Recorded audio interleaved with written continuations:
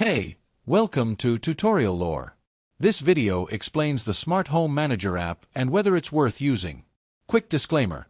This is an explained review based on user feedback and online data, not personal use or a visual demo.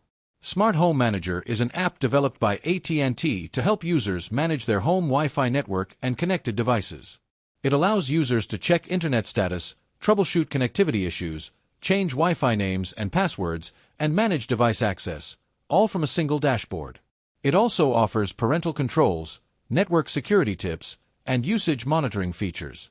Now let's talk about how it actually performs. The app is clean and easy to navigate, with quick access to key settings and tools. Many users appreciate the ability to see all connected devices in real time and pause Wi-Fi for specific ones. Parental controls are simple to use, and the app often helps solve minor network issues without needing to call customer support. That said, the app isn't perfect.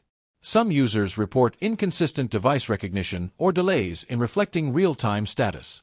The troubleshooting tools, while helpful, can be basic for advanced users.